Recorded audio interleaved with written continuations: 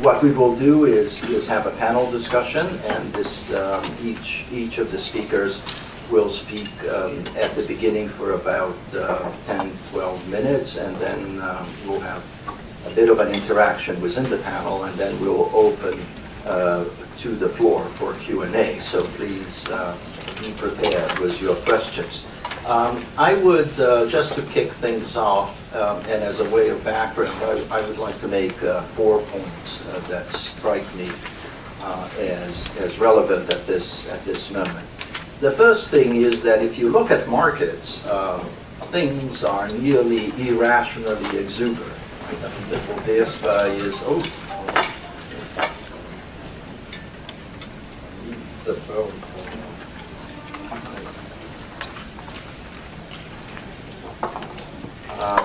So the Bovespa is at a record high. The real has strengthened. Inflation is under control. The recovery is on firm grounds. We have a near-time record surplus in the trade account. FDI keeps increasing. Brazil is now the 5th largest recipient of FDI in the world. Very significantly, all the confidence indicators are on an uptick, or at least stabilizing at relatively high levels, as the data that came out yesterday showed. And last but not least, the markets in Brazil are very active at this beginning of the year already, in promising new M&A activities and so on and so forth. But the second thing I'd like to say is that if you look at the underlying trends, you get a completely different picture. Investment is down. The rate of investment is down to 15%, and it used to be 21%, which is by no means a stellar performance. But at 15%, if you take away what is investment in buildings and what is depreciation, you get very little new capital formation.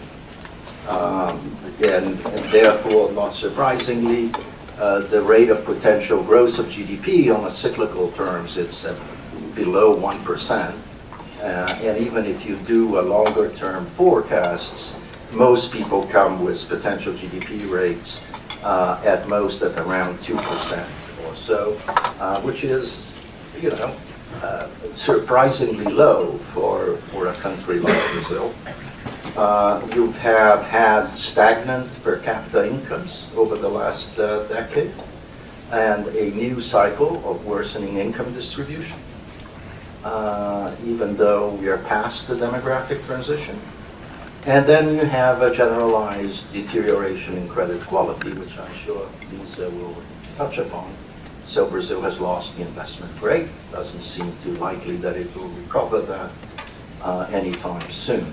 So if you look at the underlying trends, things are quite different from the sort of good feel sense of the markets, particularly after the Lula indictment. The third point is that I think that partly what explains this contrast, other than just the short-termism of markets, is really the fiscal position. And we've been touching upon this for many times. Everybody who's here at the table has written about the Brazilian fiscal situation, it is really not out of control, but really still going in the wrong direction, despite the correctives that the Temer administration did. Which were very important, of course, because before that, things just even got worse instead of even stopping and beginning to get better. And it's not only the failure of the Social Security reform, although that is critical as well, as I'm sure you all know, but it's also the failure of Congress to approve even measures that would put the 2018 budget in an even kind of queue. And underlying all of this is really an increasingly unmanageable political system. I'm sure Ricardo will talk about this. I mean, it seems as if we have not moved forward at all, despite many attempts at political reform, in bringing a more coherent kind of political decision-making to the countries. And of course, the test is the elections in October, as we are all aware. So the scenario today is not so disastrous, but it is for sure baffling. And I think that's a very good way to have this discussion, because the people who are here at the table are really outstanding analysts and have a whole history of looking at Brazil and trying to understand the many quirks and baffling positions that have arisen over time. So we could not have a better group of people, and I thank them very much for being here. You have their bios, so I won't introduce them. We will start with the macro overview, and then we will move to the ratings and the political discussion, and then we'll mix it all. So we will start with Fernando, please.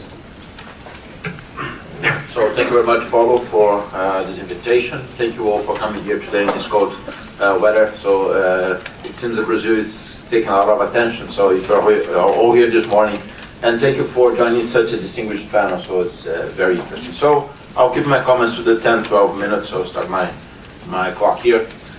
I want to talk about three things. One is about the cyclical recovery. The second one about the structural challenge of Brazil and how we are trying to address that on the country. And I'll be very brief on the election, because I'm sure Ricardo will be much more detailed on that. So first, on the cyclical story, I see three reasons why Brazil is recovering, and it's a strengthened recovery. First is the deleveraging of families. When we look at what's happening in the balance sheet of families in Brazil, and I can tell you from the perspective of Bradesco, as one of the largest banks in Brazil, I sit on the credit committees. And what I see at the new vintages and new loans families is a much better situation than I saw 2 years ago. It is a result of a couple of things. I mean, we had low inflation, we had rising real income as a result. We had the release of FGTS. It might not be that familiar for you all, but I mean, the government just dispersed some money that is on a savings account of employees. And we also had a process in which families, they saw the crisis and they had a precautionary savings attitude that caught a lot of attention from us. If you look at Brazilian data, you see that income is rising faster than the growth of consumption, for example. This is new for Brazil. I mean, why new? I mean, because the crisis was so severe, that likely families started having this precautionary savings attitude. So that helped a lot to reduce the level of their indebtedness. So I think this is one of the reasons why we bet on the recovery. So the leveraging of families is a key story. The second story on the cyclical recovery is about companies. Also companies, they leverage on their way on a much less extent than families, but they also leverage. And let me be more precise here. First of all, when we look at the inventories at companies' levels, the level of inventories right now is much lower than it was 2 years ago, and it's in line with final demand. So this is the first time since the crisis that we see the final demand is picking up and production is picking up, because inventory is already adjusted. So that's a key achievement of the last few quarters, I would say, that brings companies back to a track of resuming production. This is an important achievement. We also see that the level of jobs within companies today is in line with final GDP. So if, I would say for the last 3 years, GDP fell that much, around 80%, but jobs, they fell very slowly. So now I can tell you, look at the balance of companies, that they are already in tandem, so they're in line with final GDP. So if final production rises, we will see companies hiring, and we are already start seeing this process moving on. And this is the second story. The third part of the balance of companies that's yet not resolved is the level of general debt, and that's because of the years of rising credit. So as a consequence, they still carry on a lot of debt on their books, banks are not yet lending that much money, so we still see a process in which it should move on. But low rates are helping a lot that process also. So I think these two things, they combine to make a situation in which consumption rises and you will see companies responding, not only enhancing their production, but also hiring people and improving their balance sheet. This is part of the reason why the Ibovespa is so booming, but it's because of property rises this year. And the third story in the cyclical recovery is about inflation. So inflation is so low in Brazil, incredibly low, as Paulo mentioned, that nominal rates are at 6.75%, or they will reach 6.75% likely next week. So if that's the case, I mean, there's a push factor on the economy that real rates are at very low levels in Brazil, and that helps not only families' balance sheet, but also the company's balance sheet, as I said. But that creates an environment in which credit is starting to grow again. Not only banking credit, but if you look at capital markets, for example, look at new issuances in Brazil this year, in the bond market, look at new issuance in the equity market. It's helping a lot. And low rates, they are here for at least 1 year, I assume, because inflation came down, the inertia of inflation is high in Brazil. What is good when inflation is low, because if inertia is high, it means that you will be extending low inflation for longer, and the output gap is still very, very high in Brazil. So as a consequence, we think that you have another year of inflation below the center of the target, and rates should be kept at around 7 or below 7, 6.75, 6 something during the whole year. So I think these three things explain the cyclical recovery. And we already see that on the data. So we generated 1.3 million jobs last year. We are forecasting another 1.5 million jobs this year. We are forecasting 2.8 growth for GDP in 2018. And we see all things moving forward. I mean, production, retail sales, credit generation. We are estimating 5%. This number, that's okay, this is for the system. We're estimating 5% growth for credit this year. So this is the cyclical part. Let me move to the structural challenges. If the cyclical recovery will translate into longer-term growth, depends a lot on what Ricardo will say. It depends a lot on the election. But the thing is, yes, so I hope he can save Brazil. But the thing is, we are on track for a mid to long-term recovery if we attack two things. The fiscal, that everyone knows, but I would like to talk a little about growth. And Paulo started mentioning, and I see few people talking about the growth strategy. And let me be precise here. We talk a lot about social security reform, and that's key for Brazil for sure. We don't talk a lot about opening the economy. We don't talk a lot about productivity. We don't talk a lot about, the taxation. So I'm talking about things that are definitely needed for Brazil to strengthen its growth, for us to keep on track of medium-term per capita income rising. So if you compare Brazil with Latin America, for example, our per capita income is still very low, and we cannot rule out the chance of Brazil being trapped in the so-called middle income trap.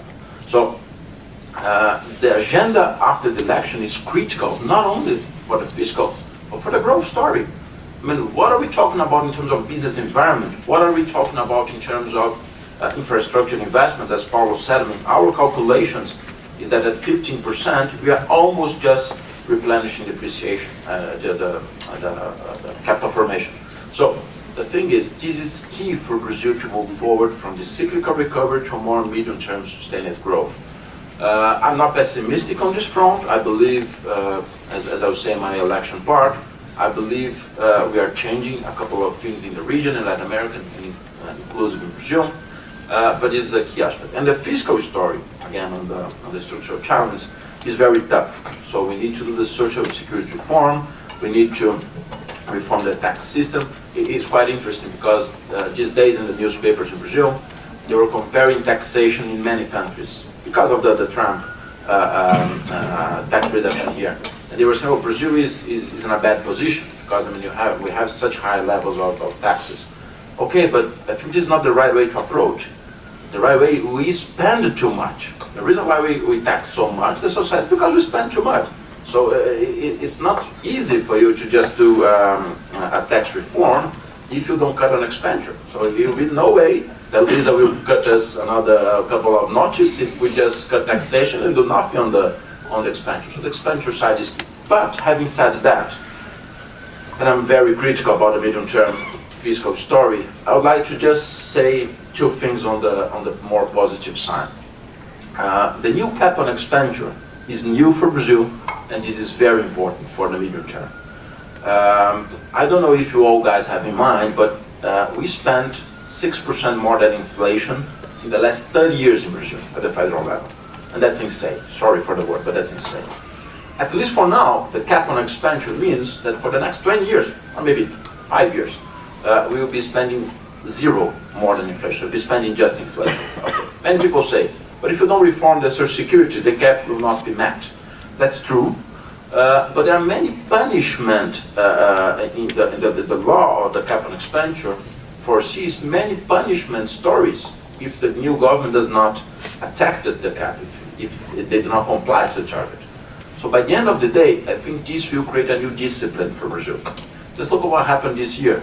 We had a 125 billion deficit out of a target of 159, so that's almost 35 billion better than the deficit. And the total expenditure already fell compared to inflation. And this year, 2018, we also fall. So by the end of the day, for the first time in 30 years, we will see the expenditure falling as a share of GDP. This is important for Brazil.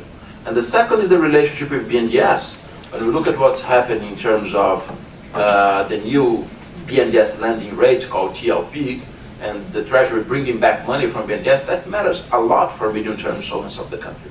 So at the very margin, we're looking 1.5 years from now, from 1.5 years ago to now, I'm more positive on the Brazilian fiscal accounts than I were. So by the end of the day, what I see is that, we are on the right track. If we do the Social Security reform, I think Brazil is on track for a decent recovery. And on my final minute and a half on the election story. All this together, this is a key, this is the most important thing. We discussed a lot about the Social Security, but the key thing is the election. So if you elect the wrong person, and I'll be very, very broad here, you don't get the right things done. So you don't get the growth story, you don't get the fiscal story. So it almost doesn't matter. Doesn't matter too much, but it almost doesn't matter if you do the Social Security reform today or tomorrow, if we don't take the right things on the election. So my perception, and I'll stop here, is at least the cyclical recovery will give the right incentives for candidates to have or to commit to a platform that is more rational in economic terms. I do believe in that. I think that politicians, the economy will be growing, will be generating jobs, so they will have the right incentives to at least speak for the right things in terms of the economy. And I think this might turn into an election of someone that is committed to the reform. And also, the cap on expenditure means that the new government will not be able to manage the budget if he does not reform the Social Security. So I think the incentive will also be there for this reform. So I think I'll stop here, Paul, in this 12 minutes, and then you see I'm more on the positive side, and I think we'll have a lot of chance to discuss here these topics. Thank you very much. Thank you very much. That was an excellent introduction to the macro challenges, and continuing on that, very privileged to have with us David Becker. So David, please. So thanks a lot, Paulo, for the invitation. It's great to be here. Thanks to everyone that came this morning, and thanks a lot for such a great panelist together with me. On three things. The first one is that I think that macro does not matter much for markets this year. The second one is that I think it's very difficult for Brazil to be able to repeat the current setup meaning Temer with the current economic team. And third, discuss a bit what I think is priced in by the markets at this point. So as you can see, I'll give a slightly more bearish tone from what we heard from Fernando. So starting with the first point, so why macro doesn't matter? It doesn't matter for markets that much because the economy is already recovering. It's more of a discussion if we are growing 2.5% or 3%. Our number is actually on the more optimistic side. We have 3% growth for this year. The balance of payments, as Paul already mentioned, is in a very comfortable situation. The current account deficit is very low. Investments are coming in, a lot of IPOs. The participation from foreign investors on the recent wave of IPOs has been increasing as well. Inflation is going to pick up a bit, but I think it's natural to expect some pickup in inflation given how low it was last year. I would say that the main variable to monitor for any deviation is food prices, and our predictability power on food prices is very limited. But inflation is low, is within the targets. Our number is 3.9% for this year, so below the target. It's a very comfortable situation for the central bank. Talking a bit about the central bank, rates already declined. We are discussing if they stop in the next meeting with next week, the following week with 25, or if they could do a bit more. We have the central bank cutting, delivering 2 more cuts of 25 basis points, taking rates to 6.5 and staying there for a while. So rates are already there. The market's already priced for this low rate environment for now. And then the bad story, we all know. The worst, I'd say, fundamental is the fiscal. And the good news is that the cyclical component of fiscal is improving. If you recall, a year ago, we were discussing that elasticity is changed in Brazil, that if growth comes back, tax collection is not going to respond. And we are seeing some response from tax collection. We are seeing some response, not only, I'd say, recurrent revenues, but the government's also making an effort to get some non-recurrent revenues in place. So the cyclical portion of the fiscal is improving. The structural is a disaster.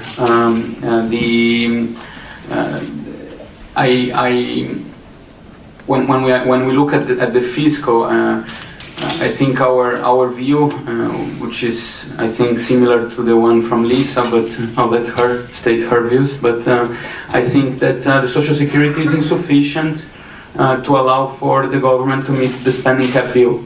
And there is a lot to be done in the upcoming years. And my perception is that I talk to market participants, and there is a perception that given that the current government wrote in the Constitution the spending cap bill, which I think is an amazing measure, but that's no guarantee that reforms will be done. The votes that you need to change the Social Security system are the same votes that you need to remove the spending cap bill from the Constitution. Maybe you could argue that's more difficult to remove depending on who is in power, but it depends on what type of coalition you have. And in our view, like when we try to simulate the path for debt to GDP in Brazil, there is no scenario in which debt to GDP stabilizes without meeting the spending cap bill. And meeting the spending cap bill is very challenging. So I'm actually, like Fernando was mentioning, that growth can give the right incentives. I'm concerned that growth can give the wrong incentives, actually. That we get, imagine like new president comes in, the economy is growing, we could have 3.5% growth for next year. What are the incentives to reform? Like Brazil never does reforms. I would say not only Brazil, no country does reforms when things are doing great. So in my view, the growth story could actually threaten things. On the second point, and the 2 points, the two remaining points are quicker. The second point, in terms of it's difficult to repeat the current setup. Last year on May, before the political scandal, I wrote a piece that Temer managed to do 4 years in one, and then I was unlucky in the following week that he was taped.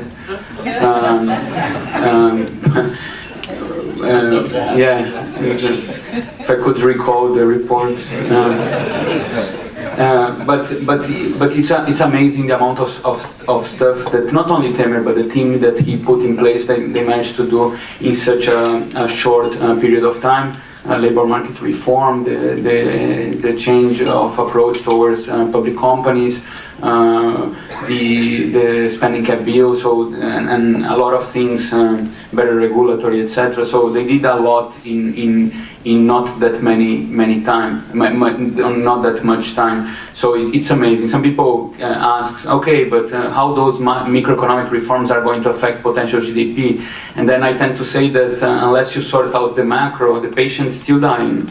Right, so you're cutting the nail is amazing. The patient looks beautiful because the nail was cut. But those things are going to be very powerful. They are going to be very powerful once we sort out the macro, the problem of the macro equilibrium, which is actually the debt path and the fiscal story that we have at Brazil. So the current setup. And it's difficult to repeat. No, Temer was able to negotiate in Congress. Of course, there are other guys that could be good as well, but he had some characteristics that are unique, right? He knew everyone in Congress. He has been there for a while, so that helped a lot. And he managed to build a team that's amazing. Ilan, Meirelles, and Mansueto, Fabio Canchucchi, all the guys that work, and Pedro Parente and Wilson Ferreira, you can name names and names. It's amazing the team that Brazil was able to put in place. So this combination is difficult to repeat. I don't want to give a bearish approach. I think we have a lot of good people out there, etc. But it was a good setup, and the conditions allow them to do a lot. So it's not going to be easy to keep delivering. And then the last point in terms of what's priced in by the market is always very difficult to know, because we have a very benign external backdrop, and that's helping a lot, right? Central banks globally, they have been telling us what they want to do, and so unless we get a surprise, let's say inflation much higher in the US or something that's out of what people have been expecting, the market is okay with the external backdrop. Funds are receiving inflows. Liquidity is still pretty good. It's going to decline over time, but that's already expected. So I think the positive global picture is helping Brazil as well. Maybe it's helping Brazil to either ignore the risks, or you could say that the market is betting on a positive scenario as well. It's very difficult to say, okay, does the current level of Ibovespa, is it reflecting no political risks, or is reflecting a benign political scenario? It could be pretty well reflecting a pretty benign political scenario. So I think the risk that we are running, of course, is if there is a sudden change in the global picture, then the situation can become more complicated, not only for Brazil, but for other emerging markets. Even if a lot is priced in already, and then if you look at the CDS levels, very compressed, if you look at the equity market, right? Last year in November we put a target for this year at 85,000 points, and people say, "Hey, you are too bullish." And now everyone's telling me that I'm so bearish. That we're almost there. We're getting there quite fast. So things change fast. But if we go to a benign scenario, say a benign external backdrop, combined with a benign electoral outcome, the Ibovespa could easily double into 3 years.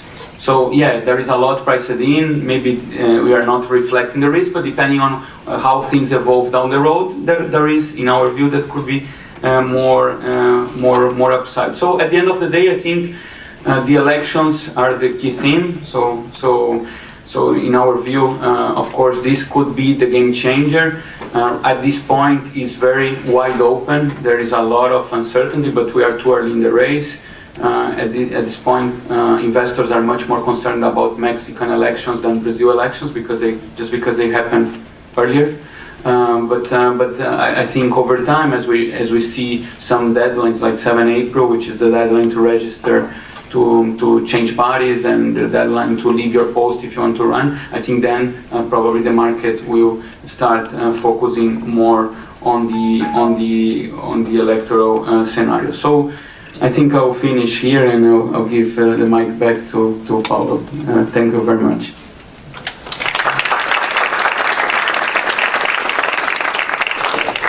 Thank you, David.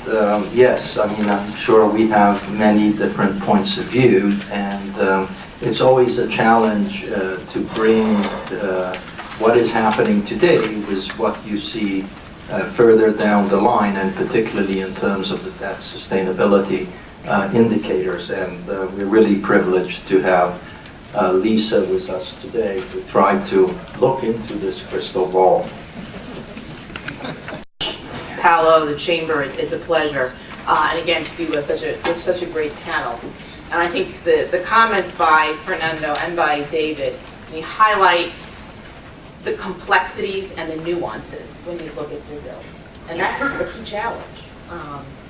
And that feeds into the rating.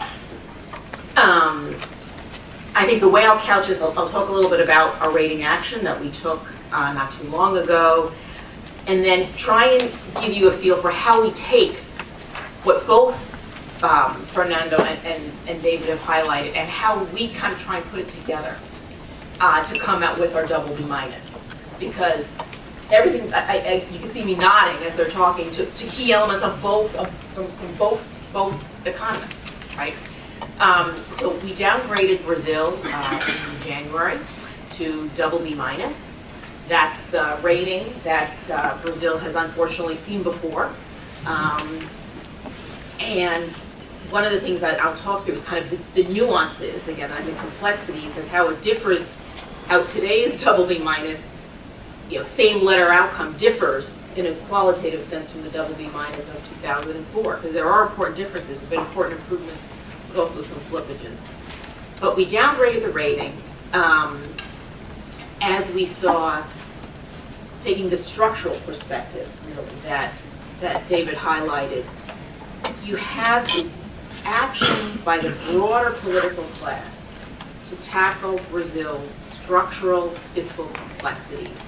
Fiscal correction from a structural point of view has continued, in our view, to be elusive.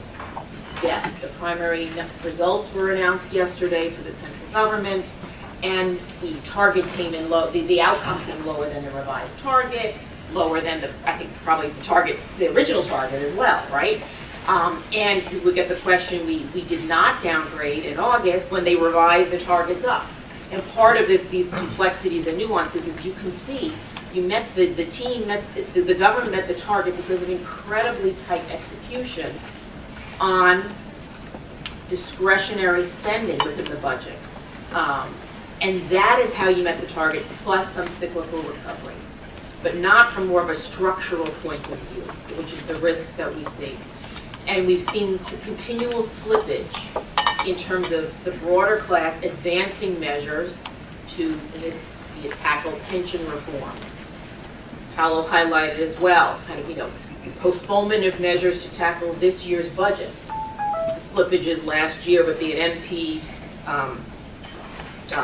is it 805, 806, etc.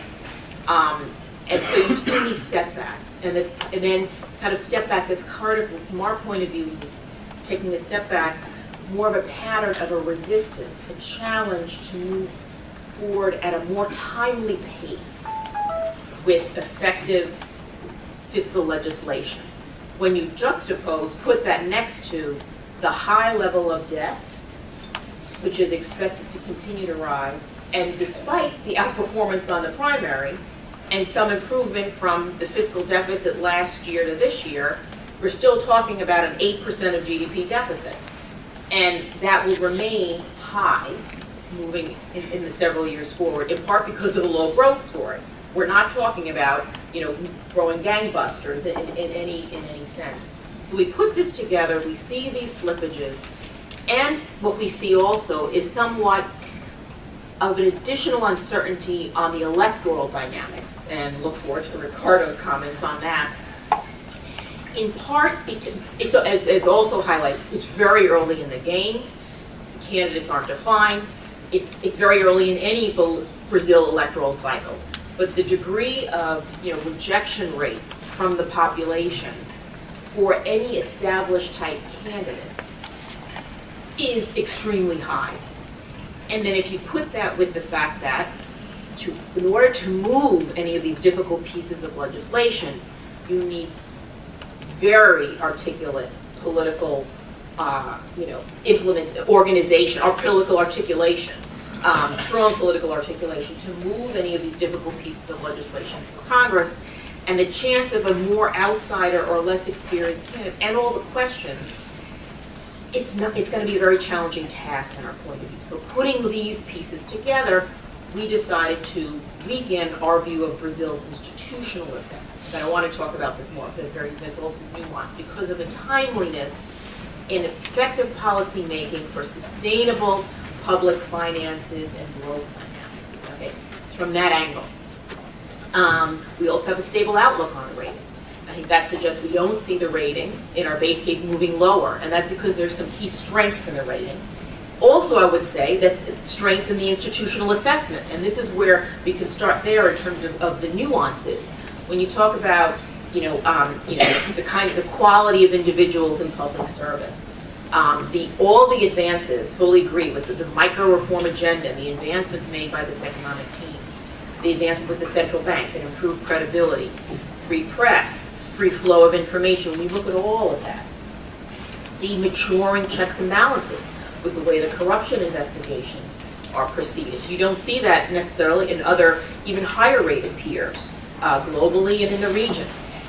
And those are key strengths. At the same time, there has been a side effect of these corruption investigations has been somewhat more, and I would say, this electoral uncertainty component because of the rejection against established politicians, and it has led to kind of fed into the dynamic of slower policy response from our point of view.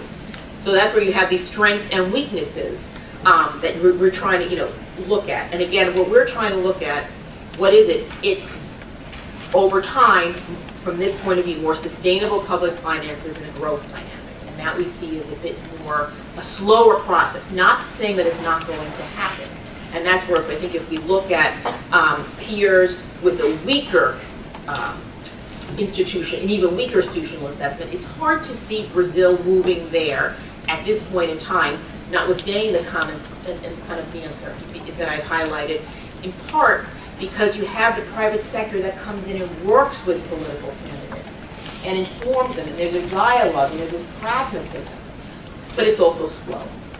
And the challenges are very large. So if we look at Brazil's key rating weaknesses on the fiscal side, with the deficits on the order of magnitude that I've highlighted, debt that is, say, some almost 50, 60% of GDP more or less, continuing to move higher, up, from 40% X number of years ago, the way we would look at it. That's a key weakness. The growth story, as also highlighted, is from our point of view a key weakness. Again, the nuances here. 8th largest economy in the world, 8th or 9th. Okay, we kind of go back and forth. Highest, largest economy in the region, key attraction for FDI.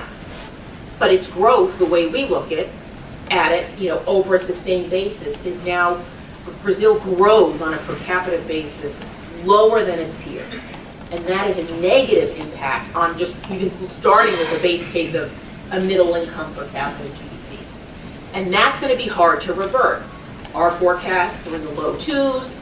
Even if you talk about growth for a couple of years of 3, on balance, the way we look at this over more of a sustained basis, Brazil would still be growing below peers. Paulo highlighted the investment, low rate of investment, etc. That is something. So even though we talked about, say, in 2004, Brazil probably growing quicker than Brazil has never been growing gangbusters relative to its peers in the region, hasn't had. It hasn't grown at rates such as Peru or other peers, but it's growing its growth trajectory in our view is even weaker than it was. The fiscal is extremely challenging because after, in the early 2000s through the 2009-ish period, you did generate primary surpluses of over 2% of GDP. And now you're running significant primary deficits, again, somewhat lower than expected from last year, for 1.9% of GDP deficit at the central government level. And trying to tackle and reduce that, the challenge is moving toward the non-discretionary parts of the budget.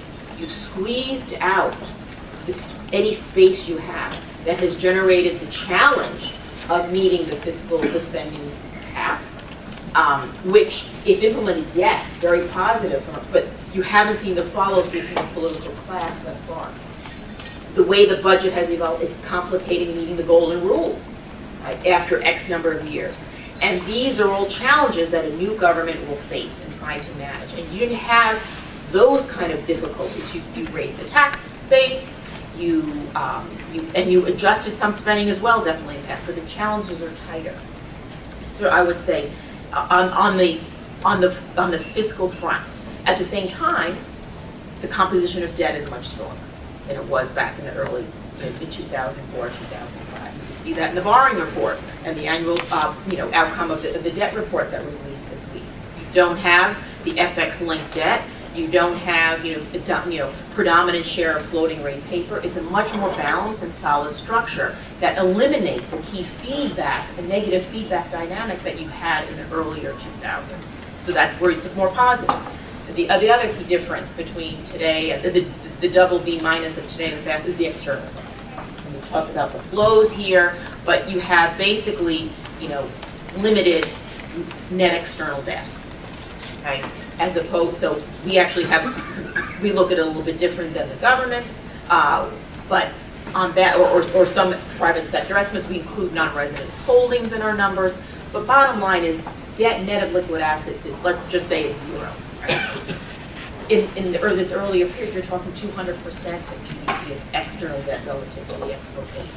External vulnerability was huge, and the boom years, well managed in terms of channeling and reducing external debt, you've taken away this external transmission channel that was very negative for the economy and then into turn the debt dynamics because of the structure of the debt. So that is markedly different today than a decade ago or more.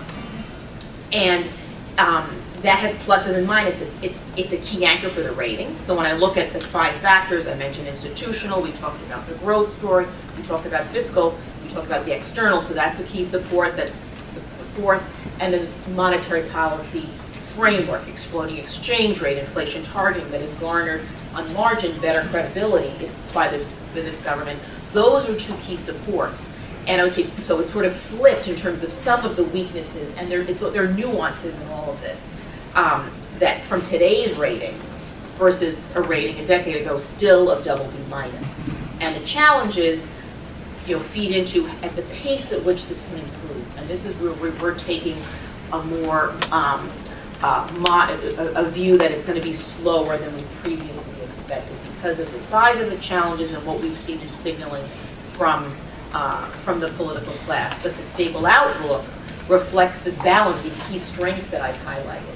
And our expectation that we'll hold the rating through this electoral cycle, despite somewhat near-term, uncertainty in terms of the fluidity of, who would be a candidate, and then the question of how will whoever wins articulate a reform agenda in a more timely manner. Let me stop there.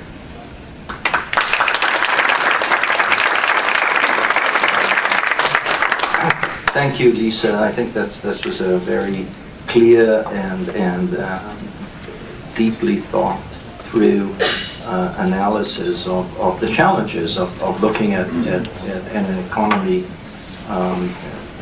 over a longer period of time and understanding the institutional elements that sort of tie it together and bind it in a way that you can't expect it to move in a better way faster. And of course, a lot of this has to do with the political arrangements and what are likely to be political developments in the near term. And we are very honored to have with us Ricardo Sins to help us think through these unknown events. Thank you, Paulo. Thank you, the Chamber, for the invitation. It's really a pleasure to be here with my colleagues that we have been in the last few years discussing exactly the scenarios about Brazil and the future. It's also a pleasure. Oh, I have three topics to address very quickly here. And my major challenge is trying to present a specific model to understand the election. And the key factor here is trying to present to you or sustain the idea that the Brazilian political system has a rationality behind it. This is the focus. Yeah. I really believe that it's still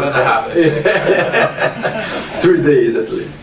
So, in order to do that, I think the first thing is, I will invite you to do that, is just forget the headlines that we have been reading in the newspaper in the last 3 years. Well, let's forget the headlines and let's take more attention to the page 3, 4, and 5, and 10 of the newspapers. The headlines has created such a confusion in terms of the scenarios, the political dynamics of the country, that sometimes I think is the best thing to do is just forget the headlines.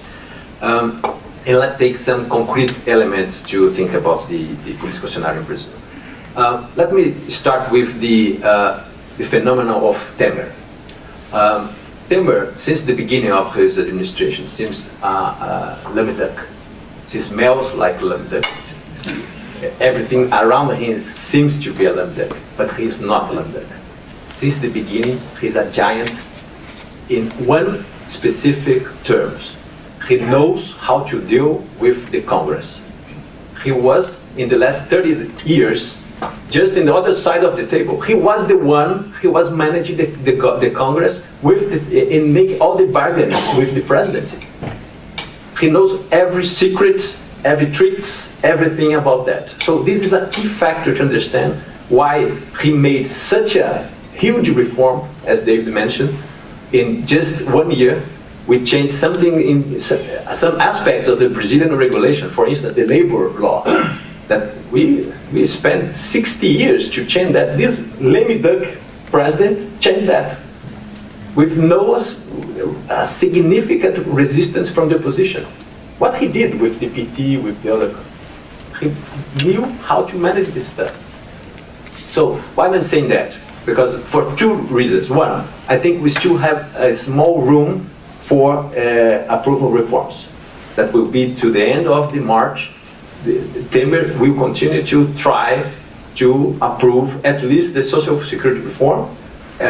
He's trying to combine some extra budget that he has to expand. He will use this extra budget to try to approve this right now, taking account how many congressmen he needs to attract. The last calculation was he had 7 billion reais in order to convince these people to manage it and try to approve. So I just think that we still have a 20% chance, 25% chance to have something really good approved until March. But anyway, this is one topic. The second is this guy, with all the economic scenario that we are just presenting here, that has, of course, the economic scenario in Brazil is improving. The landscape of the economic mood in Brazil is changing.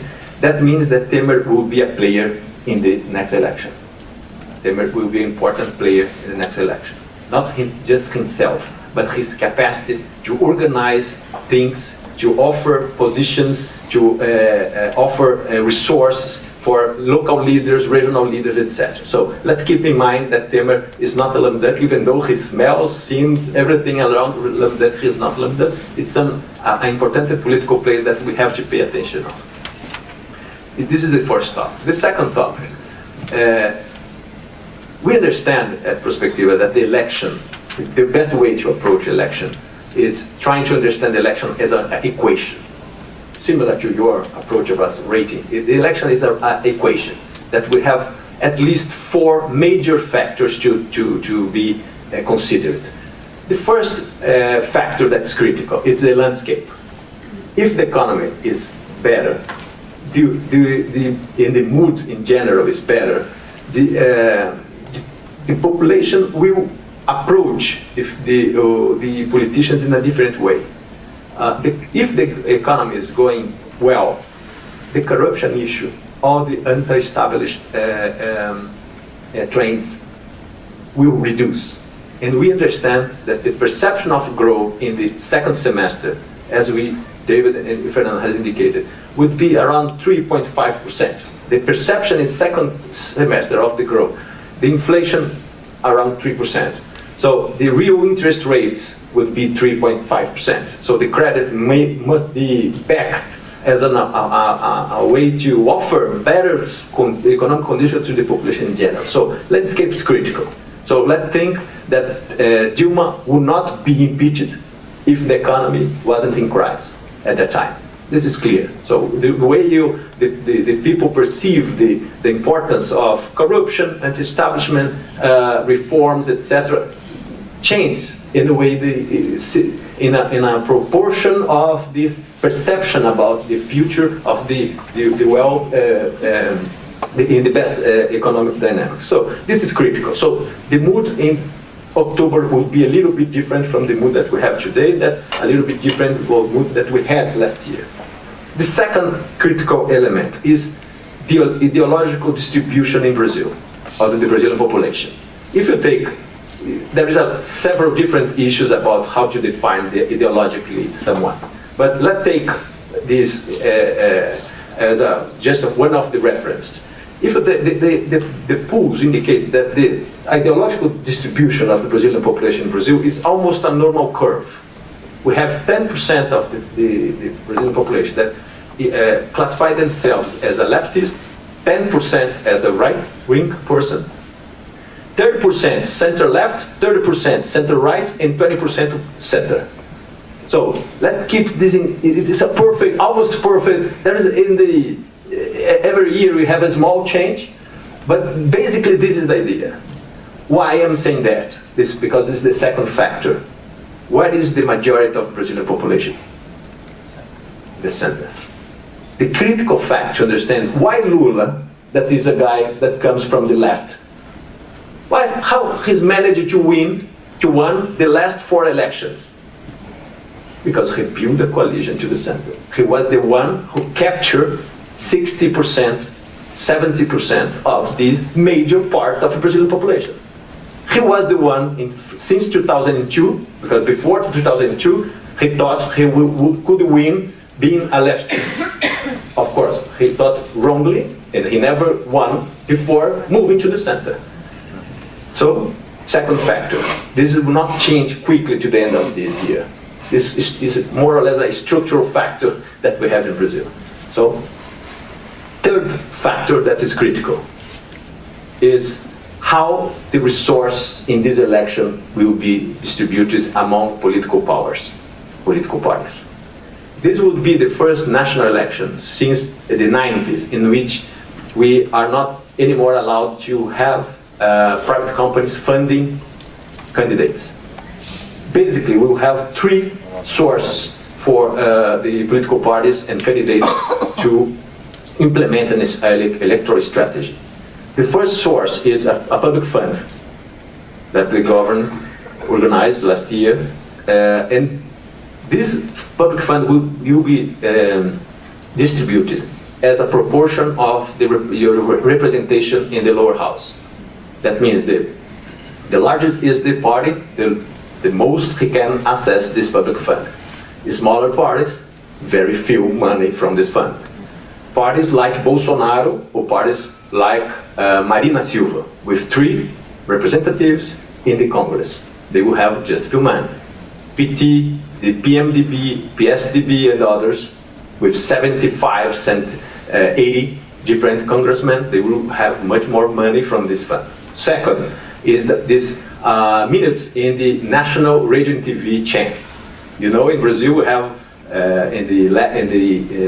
during 55 days before the election, we have this free access of the candidates to the national radio and TV channels. How this will be distributed is a proportion of your representation in the lower house. Again, Marina Silva, Bolsonaro, and the others will have, as the parties is really small, Marina Silva will have 9 seconds. Bolsonaro, 9.5 seconds. Lula, in the last election, he had the same coalition that he organized for Dilma, he will have 11 minutes per day against 10 seconds of the other. So again, the issue is who will control the majority of the time on TV and radio this election. And finally, the third critical source in the election is political structure. We have to keep in mind that this election is not just about president. It's about president, 2/3 of the Senate, 100% of the lower house, all the state governors, all the state assemblies. So it's a massive election. The president is just one, very important, but the election, this election has to do with 1,000 different politicians fighting to be elected in every single corner city in Brazil. This is a massive election. So the way these massive people, the massive candidates will operate in the election towards one presidential candidate or against him is critical also. So the sources of being behind these candidates is critical to understand who will win or who will not win in the next election. And finally, this is would be the source. Resource would be the third factor. And the last one is finally that the headlines love to see. That is the candidate's attributes. It is important. Candidates' attributes is important, but it's just one factor among other factors. So in this case, we have to take into account in order to trying to understand the trends of this election. Basically, how the political force are defining the strategies to address all these issues at the same time.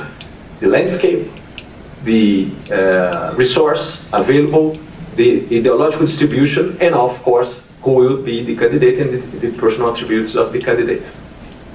Given that, this is the way we understand the election dynamics in Brazil, and that's why I understand there still have some rationality behind this process that we have to recover and take in consideration.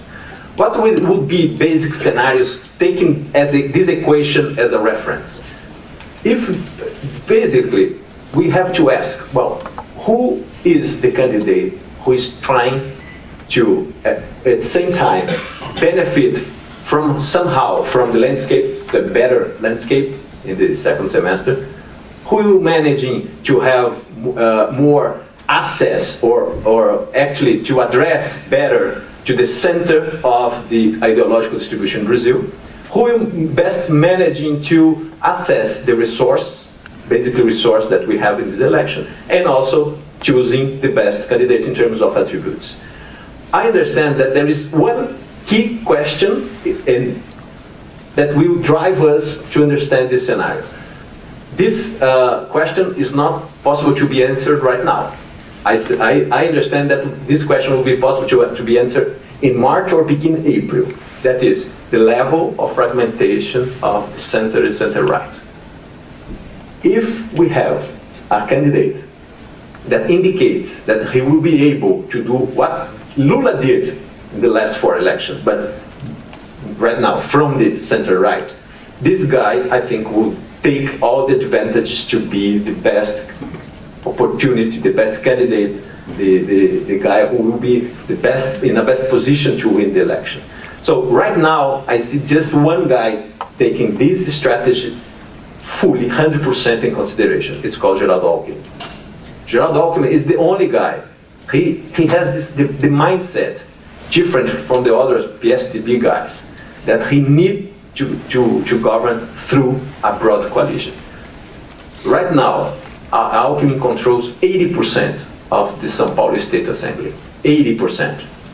That's why he has been won the state elections just in the first round since 22 years ago.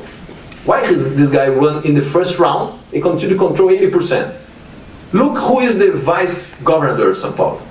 Is another guy from PSDB, like our friends Serra. Serra, and this guy from PSDB, love to have the candidate for vice president as a neighbor. Serra lives in Higienópolis neighborhood in São Paulo, and the candidate for the vice president also live in Indianapolis. So this is the coalition behind these guys. Alckmin didn't do that. Alckmin chose as a vice governor a guy from the Socialist Party that moves, he had completely different background from him, and he controls the way, he controls the state politics. So what Lula did in 2002, he chose another Union Labor guy to be the vice president candidate. Of course not. Lula chose José Alencar, a businessman from a small political party, basically very linked to evangelical people from the right wing, to be the vice president. And he did the same with Dilma and Temer. That's the key factor. And this guy was supporting people from the Northeast that was from different parties. He built a coalition with 12 different political parties. Exactly the same strategy. I think Alckmin is the only guy that I see right now doing that. He's trying to attract people from different parties, different ideological backgrounds, and try to connect two things at the same time. Regionally, he needs to distribute his support, his coalition in different areas. Mainly, the critical fact for him is the northeast of Brazil. He's trying to attract someone from the northeast in this coalition. We can, after this initial presentation, to discuss how they will do or not do that in terms of northeast. But the critical factor is he's trying to build, as he said, he was the only guy besides the PT that I have already listened to talk about minutes in TV as a target. He said, I need to build a coalition that allowed me to have 10 or 11 minutes per day in TV. So this is a target. The target is not being with my friends. The target is control the centerpiece of the ideological distribution in Brazil and control as much as resource possible. So that's why I understand this is the key factor. The polarization in Brazil is just a consequence of the fragmentation of the center.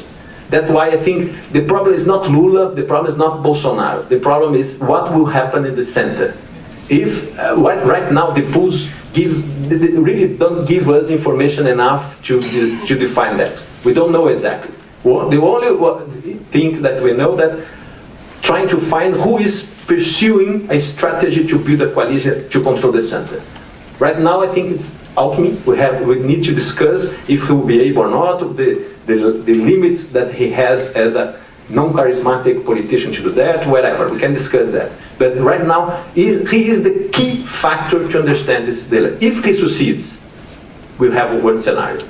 If he fails, we have another scenario. In this case, we can discuss Lula, not Lula, but Jacques Wagner or Bolsonaro. But let's take into consideration the key factor first. The problem is we don't know exactly what will happen right now. We need to wait until in March, but let's not take the polls right now as the fundamental information for our scenario for this year. So basically, this is my initial provocative hypothesis. So I will be very glad to discuss these issues afterwards. Thank you very much.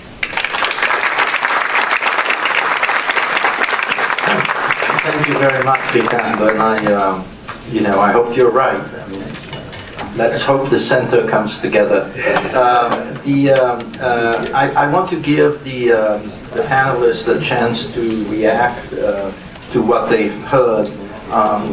Sort of a quick second round before we open up to the public. And one thing that puzzles me listening to these things is why do people hold, very informed people hold Brazilian debt? I mean, if you look at non-sustainable trajectories of debt to GDP, you're betting on a probability outcome, but clearly if the outcome is not the one you expect, then the loss function is tremendous, right? I mean, because this debt could easily climb to above 100% of GDP unless you do these scenarios.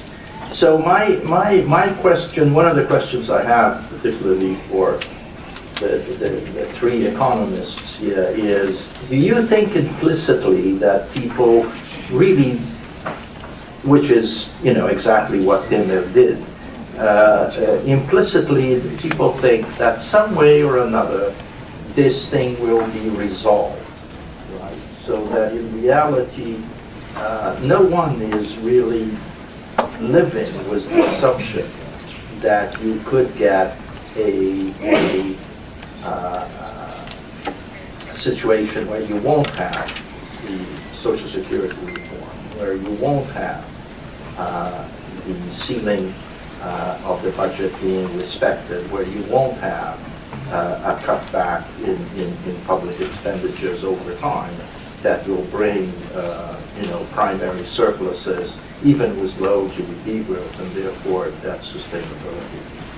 So I just throw this out for you to think about. And to Ricardo, I mean, one of the questions is, we always thought that Temer had this capacity to be the kingmaker for the following election because he was so much in control before the scandals in May. But then you have these questions of the fragmentation of the center, as you said, and particularly the unwillingness, it seems, of key players within the MDB to form a coalition with the PSD. So quite aside from the fact that Alckmin may not be a very charismatic player, obviously the three parties that have to come together are the MDB, the PSDB, and the Democrats. So and so far, maybe strategically, they don't seem to be there. So I leave that to you. But anyway, let's start with David and then walk all the way back. So I think at the end of the day, like, the fact that they vote today doesn't mean that they are going to vote tomorrow, right? So it's not, we are not seeing that GDP exploding tomorrow. I think Brazil has time to address its issues. Of course, as time goes by, then things start getting more complicated. But if you look at the curve today, the curve is relatively steep. For investors, reduced their allocations into Brazilian bonds significantly after Brazil lost the investment rate, and they haven't been back this year. Last year in particular, the Treasury kept issuing a lot of bonds, and there was not that much demand for the back end, so the curve steepened more. Of course, there's people holding that, and right now there is a perception that this team is doing whatever they can to improve the Brazilian fundamental picture. But if we go to an electoral scenario that's complicated, that we have no clue about economic policies, that the reform agenda is not in place, then things could change quite fast, and the door is, or the window is a small one. Yeah, probably, if I want to like to do a couple of comments, and starting one from Ricardo, I tend to view much more in a much more similar way as he sees. Although it seems to be a mess in Brazilian politics, it has its own logic. Let me just comment on a very brief story. 10 days before the scandals in May 2017, I had a chance to speak to a congressman. Fortunately, he's not in jail, for now at least. But 10 days before, he told me, we have 310 votes to approve the Social Security. We want to go to 330 to have a margin, a safety margin. So they would have, okay, it's tough to say, but they would have approved the Social Security if the scandal did not happen. So what seems is that if you have the right takeaway on the coalitions and you are able to form the right coalitions, you do deliver these things. The labor reform, the BNDES lending rate, the spending cap. So they did quite interesting things for the medium term. So I do believe, and again, this is the key question, but I do believe if we go the right direction in the election, we might see some reforms moving forward into 2019. The second, about your provocation on the debt, why people hold Brazilian debt. Well, maybe it's because we have the $380 billion in reserves. I know you're talking about the local debt, but I mean, think on the asset and liability management of the federal government. I mean, at the treasury level, they have $60 billion in debt and 380 in assets. Okay, you might include the Petrobras story. It's a state-owned company, but I know, I understand 2 years ago, the linkage, the Brazilian CDS reached 500 and something 2 years ago. And part of that was because of the linkage between the risk of a Petrobras default and the Brazilian sovereign default. So this government, they've been able to break this link. So now Petrobras, you don't talk about, I mean, Petrobras just influencing the Brazilian CDS. Petrobras just issued a bond last week. It was a huge success. So my perception is that, as David said, I mean, we have time. And we pay a lot for this bond, so they are interesting. And we have this guarantee in terms of the external accounts. So when I look at on that perspective, the local debt is a kind of a binary situation. Or we will pay it back or we will not. I understand, but the thing is, we might not pay that through inflation. That's the way typical emerging economies get rid of that, so they inflate out of the debt. That's the Howdoff book of this time is different. So just to finish here on my part, don't get me wrong, I'm not trying to be bullish here on Brazil. I understand many of the aspects Lisa mentioned and David. The only thing I'm trying to say is that this spending cap is so strict in Brazil. I don't remember a country with such a strict rule that you cannot expand your expenditures more than inflation. I don't remember, at least. And again, remember the punishments. If they don't meet the target, the spending cap, you're not able to hire public employees. You're not able to increase the minimum wage. You're not able to increase public servants' wages. There are many other punishments, including the risk of being impeached. The new president, if he does not meet the target, he'll be impeached. As David said, yes, it's true. You need 308 votes to bring down the cap. That's true. But can you imagine how markets would react if you start talking about just removing the cap? Markets will react very badly. Okay, that's not a guarantee. They will not remove for sure. But at least what I'm trying to say is that for the first time in at least 25 years, we are taking at least some right incentives on the fiscal. And again, together with the institutional improvement that Lisa and Ricardo mentioned, remember, can we, in this room, if we spoke 3 years ago, 4 years ago, could you imagine the richest man in Brazil in jail for 2.5 years? Could you imagine a former president being convicted last week, as we saw? No, some probably would say, no, these things don't happen in Brazil. They are happening. So I'm just trying to say that, again, if the election evolves favorably, with a market-friendly and reformist candidate, I would be much more constructive for Brazil. If not, forget. I mean, again, Lisa will be right, and the downgrade would be right. We will be right. But the thing is, there's a chance, there's a way out. It's still nice, I understand. The level of the debt is rising, although rising less intensively than what we were forecasting. Big market forecast for the debt. I mean, round numbers, okay? We were forecasting 82-85% debt to GDP by the end of this year. It should probably finish by 77, 78, below 80%, because of the low rates, because of the cyclical recovery. So my sense is that there's a way out for Brazil. It's not a fate that we will fail to pay back the debt. It's not a fate we will fail to approve the Social Security. I'm just on this more positive perspective. And I think all of it's double B minus credit. I think that's it from our point of view, right? We're not saying the debt's not going to be paid back by any manner of means. If we had that kind of view, which is very different from all the points that I've walked through, the rating would be significantly lower. I think you saw when we downgraded because we view that there's this entrenched resistance, the pace of tackling constitutional amendments to structural fiscal issues. And let's talk about ICMS, which I've still heard about since I started covering Brazil in 1998. It's not easy. And that is something that definitely needs to be done to help the growth story, right?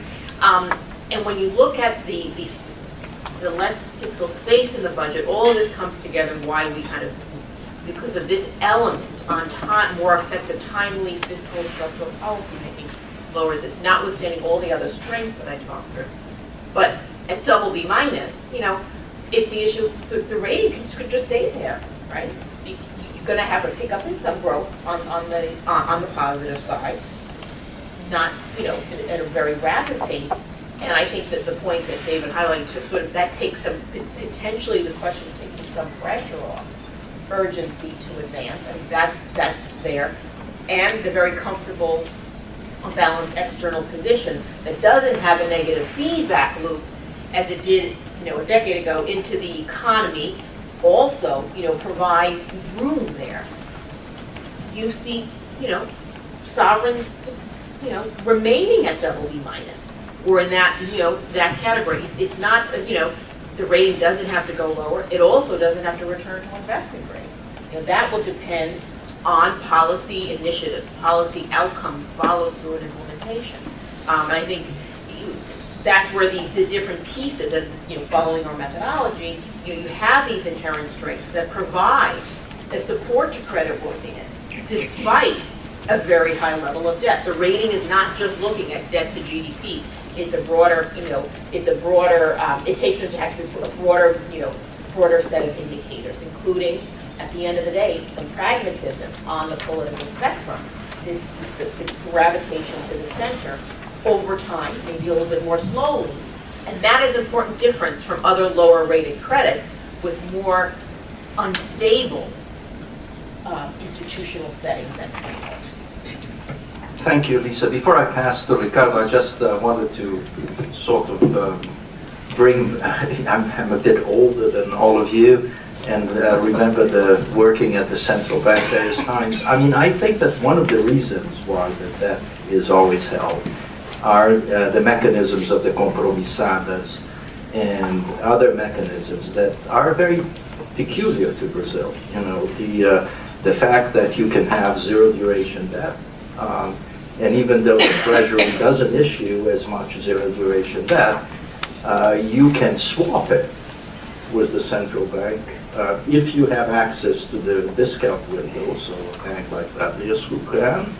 So from Bradesco's perspective, or Banco do Brasil, or any bank in Brazil, or any large entity with access to the discount window, at a flick of a moment, you can transform the maturity of your debt into overnight debt, and you can also transform the holder of the debt from the Treasury to the central bank. And as we all know, in moments of crisis, holding central bank debt is much better than holding Treasury debt. The central banks never go bankrupt; they can always pay. So that's one of the peculiarities of Brazil that I think helps understand the DI market, or then why the importance of this market, and that gives it lastro, that gives it a base to the trading of the domestic debt, and that, you know, in Brazil we've been through many times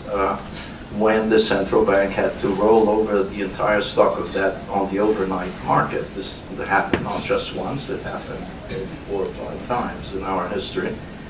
And it is a possibility. So it is one of these institutions that I think cuts both ways, because on the one hand it gives strength to the DI market, and it's one of the reasons why nobody wants to have the DI market get out, even though it's a very costly institution. But on the other hand, it really is an escape clause that gives it more malleability, so things don't get necessarily done when you get against the wall, because you never quite get against the wall. But anyway, I wanted to pass the last word to Ricardo, please. Paul, your question, I think, touched the exact point about the possibility of building a coalition that would control the center right and resource. It's PMDB, PSDB, and Democrats. You're right. I would say that this is exactly what Temer did when he designed in the first day that he took office, his coalition in the Congress. If you see what he did was PMDB and his colleagues, Temer and his colleagues, basically they are controlling the day-to-day political bargaining in the government. All the economic team are from PSDB. My joke is, if you take the shirt and take out the shirt, the second shirt is PSDB, from all of them. So the coalitions were there. And he chose to have Rodrigo Maia as the Speaker of the House. The Democrats, the political party of Rodrigo Maia, is actually the sixth political party in the Congress. Why this man was chosen by Temer to be the Speaker of the House? Because he was in close alliance with PMDB and PSDB. That was the first and second largest, and third will be PT in the Congress. So that is the coalition that Temer built in the beginning. What happened after the JBS scandal? We have start to have a problem in this coalition. They are almost prepared to approve the bill related to the Social Security. I think was just 1 week before being approved. And the key factor for the next election was already defined at that time. But what happened in Brazil that we have two different levels in the Congress, in the political dynamic in general. We have this first level that is people really fighting to be the leader of the government, the presidency, etc. In this first game, you have PT, PMDB, and PSDB. And you have a second layer that is the small physiologic, is regional, local leaders political party that basically waits an opportunity to beat your neck. But they're okay, it's part of the Brazilian dynamic. These people are part of what we have in Brazilian society. The guy who runs a small city in the countryside of Pernambuco, he's survived basically taking resources from the federal government. So he doesn't care much about the ideological issues or even moral issues. He doesn't care if we're corrupt or not. The fundamental element for him to survive is capture part of the resource that the federal government can provide for them, for his society, their city, whatever. It's part of the game. It's not a moral issue. It's just a very Machiavellic and pragmatic assumption that I have taken here in this consideration. So we need to understand how this two level works, how the dynamic between them operates. And there is a critical fact that we have to consider, not just for Temer, but for the next presidency. When you need 2/3 of the Congress, you need to bargain with these people. So when Fernando Henrique Cardoso decided to have a re-election bill approved, he needs to step down and bargain with these people. So the second administration of Fernando Henrique Cardoso was very much connected with these people. He lost the election. PT, when Lula was in the first scandal of the Mensalão, in order to survive, he needed at that time to ask support of these people. That while we have everything around this issue right now, it's related to that. When the GPS scandal arrived, Temer needed to step down and ask the support of these people. The question right now is, so in order to survive, when you have you are facing a really critical crisis, you need to step down and start to deal with this guy, and there is no way out. It is similar to be part of the mafia. You never I'm an ex-mafia guy. No, there is no, you're dead or you're mafia. And the same happened with this. There is no way to escape from that. Temer, he's trying to escape. I'm not sure he will be able or not, but he's trying basically to be a supporter of Geraldo Alckmin next election. Would be very critical. He not be part of the picture. He cannot be shown in the picture with Geraldo Alckmin, but PMDB and Temer supporters would be in the local and the regional its part. I think they are working that direction. There is a cost involved, for sure, in terms of image, whatever. But I think this is exactly when you took these three political parties as the core. I fully agree. I think this is the point that we have right now to look very closely and to check how they will behave in the next at least 2 months, in order to know more certainly if they will be together or not. They will shape the scenario for the election. Thank you. I know that Fernando wants to come back, but first let me open up to the question, and then Fernando will answer together with some of the questions we have. We have a question over there, please. Is there a microphone, or that Professor Fischler? Or okay, thank you. Thank you. Thank you so much, all of you, for your remarks. I just want to follow up a little bit on the pension reforms. And hearing your comments, what comes to my mind is, do we want pension reforms within the next couple of months to be passed, whether it could be even further watered down, rather than wait for the next election and pass something that would be more meaningful and really would tackle the medium-term fiscal deficit that is in Brazil? I would like to hear your comments on that. Thank you. I can start. Okay, yes, please go, and then we'll... I think it's kind of wishful thinking to have the idea that the next president comes and does the perfect reform to sort out all Brazil's social security issues. So in my view, anything done now, even if it's a very watered down version of the reform, is better than nothing. And also, time counts a lot on social security things, right? One day that we wait to do something matters a lot in the long run. So it's better to do now, and then even if we do, I'd say, something perfect in the next administration, we'll keep doing more and more reforms. So at the end of the day, do something now, if possible. I think the odds are low. It's not going to be easy to do something this year. But I think it's better to do something now than wait to do something that doesn't exist in the next administration. Professor Fischler. If I could just raise a couple of questions.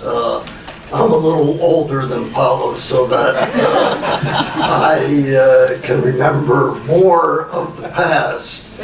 I just want to take you back to 1964.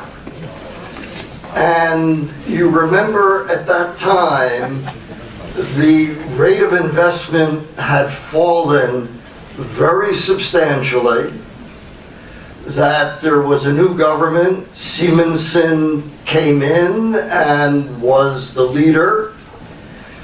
And what happened over that period was they controlled wages, and there was a big boom in investment. And as a result of this, the Brazilian miracle occurred, in which from zero growth, you wound up with a great expansion. Let me turn now to something more recent. In the 24 to 2011 period, you had this enormous commodity boom. You had this great rise in prices, and you had the physical quantity of exports actually going down. The nature of that boom generated growth, and everybody thought it was forever. That made it possible to create new programs for Lula's second government, in which you were going to have all of this expansion.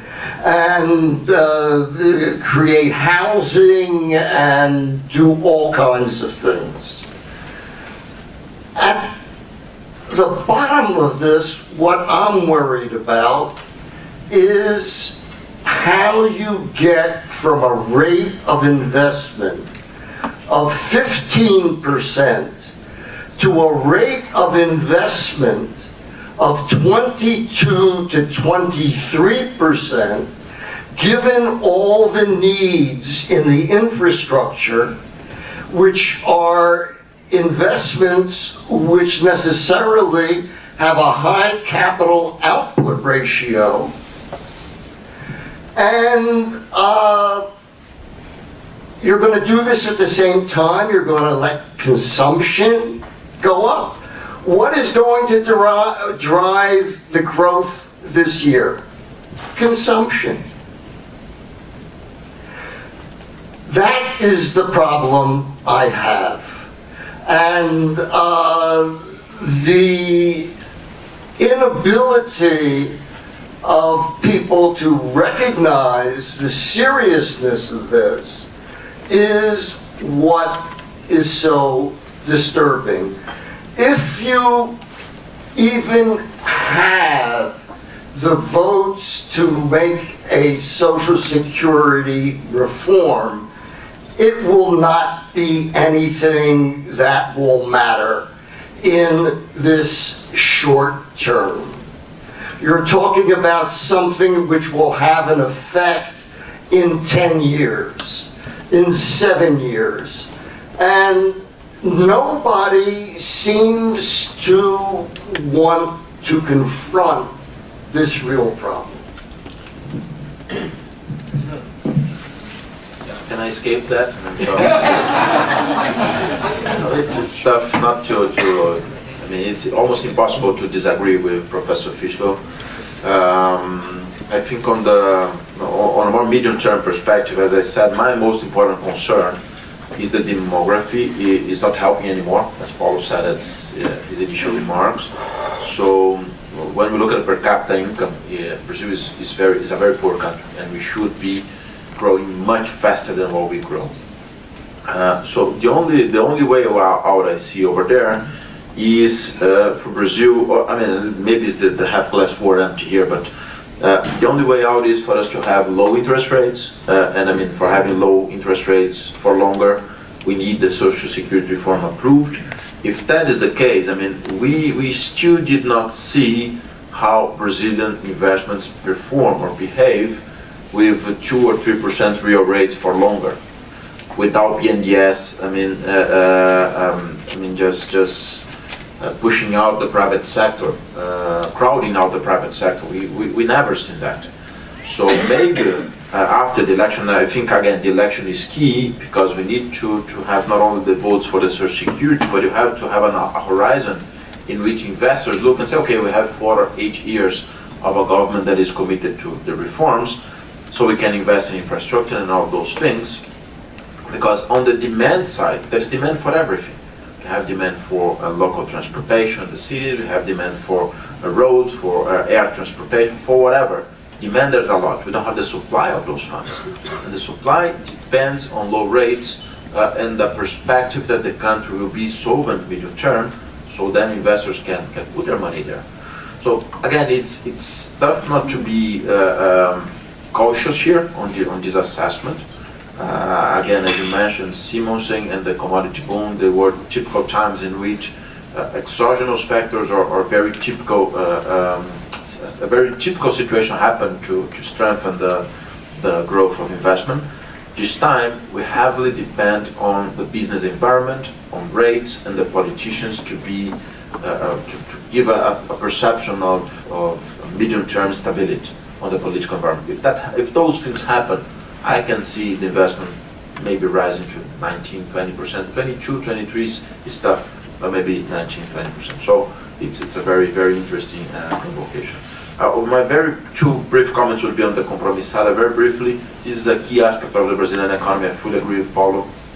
Just to remember, the central bank is trying to manage a new instrument So they are paying yields on bank reserves, which is a new story. That doesn't change much. But the only thing to remember is the size of compromissadas in Brazil, they also relate to the size of the reserves. They are part of the liquidity the central bank is holding because of the period we bought a lot of reserves. So this is something I typically discount when I look at the gross debt. So one thing of Brazilian sustainability. And the second story about David and Lisa is about growth incentives to reforms. I would fully agree with them. That's the story in Brazil, not only Brazil, many countries. When you are growing, you don't reform. But the binding story now is not growth. The binding story is the spending cap. So if the economy grows 4 and they say, I'm not reforming anything, it doesn't matter. They will not be able to achieve the cap under the spending bill. And they will be, there's a chance the new president could be impeached for that. So the binding story now is the cap, is the spending cap. So if they don't reform, it doesn't matter you're growing. You will not be able to manage the budget. So I don't know, for sure they can side with the Congress and say, okay, let's just bring down the spending cap, that's a possibility. But what will be binding this time will be the budget. This is something new. I don't know how things will evolve, but this is a new story. Any other questions? On the commodities topic, honestly, there's a perception, and I think it's a true perception, that Brazil is one of the bread baskets of the world, right? And that is providing, and the agriculture has boomed tremendously in the last couple of years specifically. Is there a commitment, do you see a commitment from the country to enable some of these farmers to keep growing? I mean, obviously they've had, good weather, so all that has worked out in the last year or so. This is just basically from my experience and what my clients want to see is more investment from the country in agriculture, so to increase trade in that area. I know that the commodities pricing aren't high, but that changes as well. So I just want to get a feel from you on what the focus is on agriculture. Yeah. It would be interesting if Ricardo could comment on the political power of the agribusiness, which is a major force actually. So let's start, Dave. Okay, so I'll be very brief on that. Looking from the Bradesco's perspective, I see the credit for agriculture has risen quite a lot in recent years. We see a lot of farmers. They bought many machines. They're on their mechanization process. They're investing quite a lot. So I see they're much more professional. There's large farmers. So it's not the single farmer as you used to see in the past. We have Embrapa that you are probably aware of. That is a research body in Brazil that invests a lot in innovation in agriculture. So I see this as a key sector for Brazil moving forward. Although, truth to be told, the less the government intervenes in that, the better. So my sense is that we should not count on much public policies. One thing that they still have subsidized rates there, and this will probably continue, despite the finance minister they would like to change that, but they're not being able to do. So I think this sector will produce great stories moving forward. You have a plan, and sometimes you depend more on the weather than on planning. But I think these things are changing. When I visited a couple of our clients, and we are a big partner, we're a big player in this market, and I was quite surprised about how much they're investing in innovation and technology. So I think it will evolve very favorably moving forward. It's interesting. I want Ricardo to have the last word on this, but it's interesting because in Brazil, one of the things that is very positive is that everybody is represented politically. So it's very hard to find in Brazil the idea that you have lack of political representation by certain particular groups. In fact, a lot of the literature that's coming out today, which is the so-called meia entrada, the half-price tickets. Because in Brazil, everybody seems to have a half-price tickets for something, because the government co-opts a lot of the population through one axis or another. So that is a I think a key aspect of this whole political discussion, it is that it's a complex political system, but it is a system where people are represented. So it's not a situation where you will find outcasts or people that really find that their voice is completely not heard. So I'm sorry. Let me just start to make a comment on the Professor Fischlow said about the investment issue. The investment rate in Brazil has been so low, and this is, I think, is the fact that we have faced. And if you see the discussion around this election, the issue of investment is not yet there. This is for sad. I would say that there is no specific debate. What we have right now is two economic teams being organized, and it is important to pay attention to that. One is the Lula. Lula asked a group of economists to be back with that gives us a sign what he's thinking. He didn't invite Nelson Barbosa to be part of that, but he took others. That means that's the indication that he is, well, we know what I mean. And the second is Geraldo Alckmin. Geraldo Alckmin has invited Pércio Arida, José Roberto Mendonça de Barros, not Luis Carlos, José Roberto, and also asked Roberto Gianetta da Fonseca. So again, the signs here are very interesting because we have this combination of Pércio Arida with Mendonça de Barros indicates that the issue, probably the investment or even the role of BNDES or this stuff will be back. And I would say that I don't know who will be the next president, but for sure the mindset of the economic team will not be the same of that. It's impossible, I think, to repeat the same economic team that we have today in terms of mindset. I think it will not be that orthodox, would be not that liberal, would be somehow, not exactly a step back, but we will somehow recover the industrial policy, credit policy. This would be, I think, part of the game in this election. So if I don't know if it's for the good news or bad news, but the issue is impossible to think that the next government will have the same economic team there. So this is, I think, important for scenarios also. And finally, about agribusiness and agriculture in Brazil. I think in political terms, we have, I mean, it's not a single sector in Brazil. We have two different representations. We call that, one of them, the representations, the farmer representation, is the agribusiness representation. They have different agendas in terms of technology, in terms of international trade, in terms of adding value to the production of agribusiness production or not. We have two different leadership within this sector.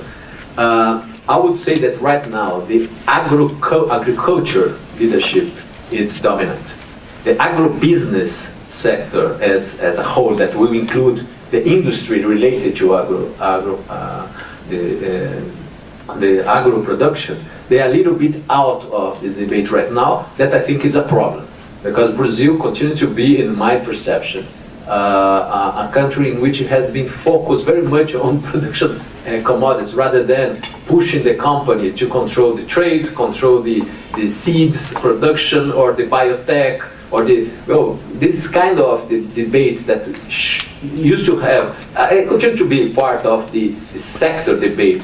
Right now, I think is in hand of the agriculture leadership. And just to finalize my comment, this is a sector in Brazil that do not collect tax. The basic sector, when we talk about tax reform in Brazil, you somehow need to address the issue that the agribusiness in Brazil doesn't pay tax. Who pay tax in Brazil? The industry and now the service. But basically, they support, if you take in proportion of the GDP of these sectors, the proportion of the agribusiness taxation is very, very low. This is an issue that will be addressed very soon, because it's impossible to redesign the tax regulation in Brazil, the tax system in Brazil, not addressing this issue. And also the agribusiness in Brazil, besides the industry credit lines through BNDES, the agribusiness in Brazil has a lot of public credit involved in that. So it is another issue that we have to discuss very soon. Right now, the credits focus on industry was focused and target in this reform of the TLP. But I would say that very soon, also the credit focus on agribusiness in Brazil will need to be addressed also. All right, well, Thank you very much. I want to give a round of applause to all our speakers. Thank you again for being with us. And thank you all.